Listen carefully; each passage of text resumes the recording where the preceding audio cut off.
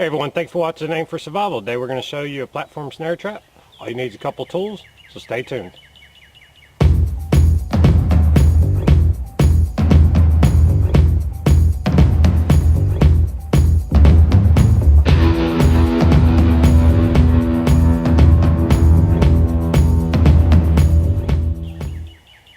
Okay, so like I said, we're talking about a platform snare trap. This is a primitive trap. It is real simple. You only need a few tools. I'll be using the Bacho Laplander. This is a tried, true, and tested piece of kit.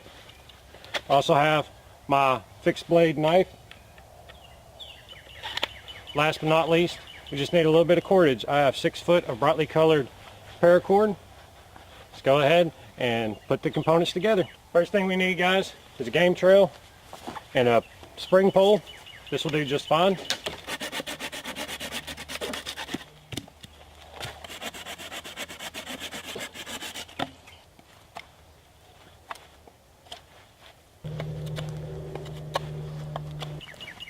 Next, we're going to need 2 stakes, guys. They need to have an offset angle. When you're looking, they will look like this till you cut them. Sharpen one end, chamfer the other so it doesn't mushroom out, and try to pick one with the strongest limb facing down. This is where pressure will be applied. They need to be about the same height, but don't have to be too picky. Lastly, for the trigger mechanism, we need 2 sticks approximately the same length. Again, you don't have to be overly picky, and a toggle. All these components are oversized, so it makes it easier to see. Let me go ahead and tell you about this toggle. I went ahead and beaver chewed around it just a little bit, and it's off center. For a trigger mechanism, you'll recognize this again and again, especially in like your Paiute deadfalls. So let's go ahead and get to the dirt and see what we can do. Okay, so coming down, we're going to figure out about where our spring pole needs to be. We need to make sure that we have enough pressure that when we release the trigger, the snare and the animal are lifted off the ground, but more importantly, the snare's noose closes around the foot of the animal or possibly the head. Next, having identified the area we wish to trap in, we're going to take our little 7 sticks, as I'm going to call them 7 stakes, and we're going to put them about a foot apart for this trap. Again, we are oversized. We're going to pound these into the ground.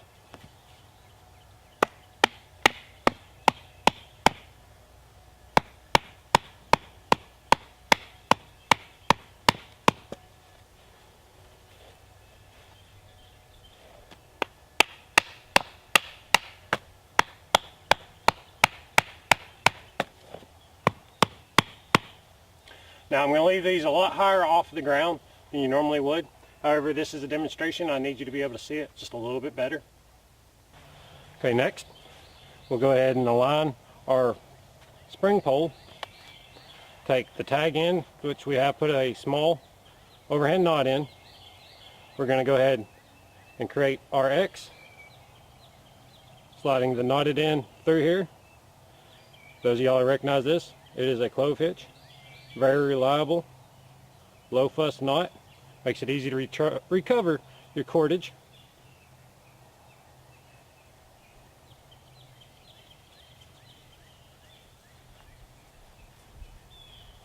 There we go. Now coming down to our trap, we need to go ahead and figure out if our cordage is long enough. We do have enough tail here to make a small snaring loop. Figuring out 2 positions on this rope, one for the trigger and one for the snare loop. This right here will do. Okay, the next step, we need to make a snare at the end of our line. This is a real simple technique. Of course, you could just use the real simple overhand loop. However, we have learned a new technique that's better for paracord. Wrap it twice around itself, back through the loop. I'll show you this in another video. However, it makes a very useful snaring loop that will not come open easily. Okay, now back at the oversized trigger mechanism, we're going to go ahead and pinch a loop, run it onto itself, creating a marline spike. Taking our off-center toggle trigger, placing it into the paracord and allowing it to tighten down. Now we have our trap nearly complete.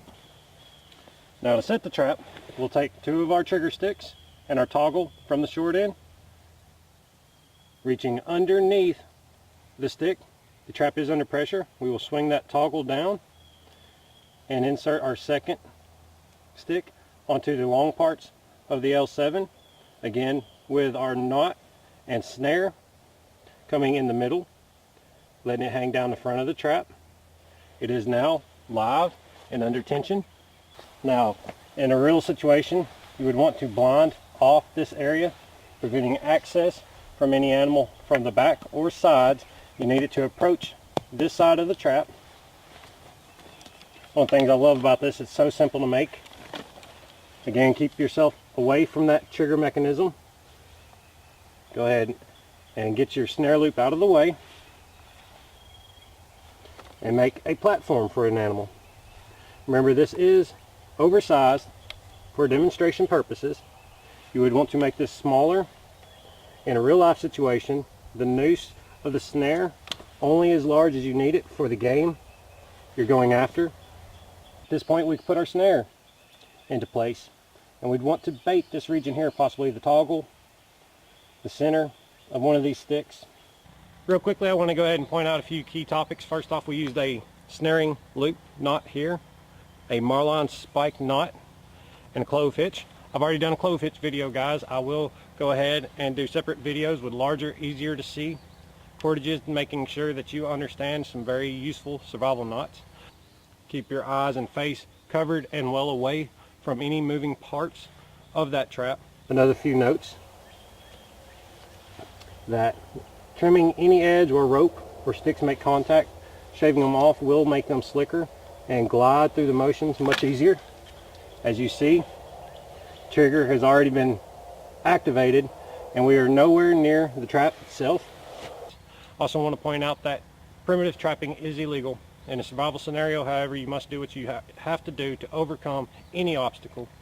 Next and not least is probably the fact that when you are trapping, the animal is not always dead when you get there.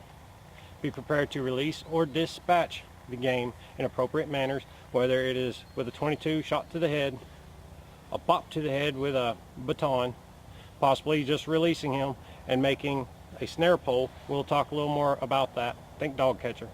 Anyways, again, all primitive traps are illegal. Know your laws. Do what you gotta do to survive. And guys, let's get back to the video. Now once your platform's built, you can lower the lower trigger and make it really sensitive.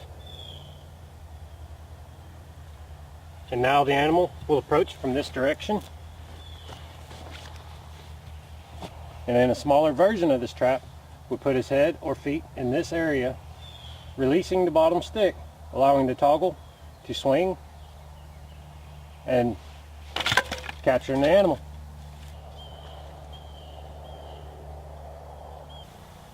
And if all goes well, he'll approach where you need him to, apply pressure to the platform, releasing the lower stick, allowing the toggle to swing backwards and lift the animal off the ground.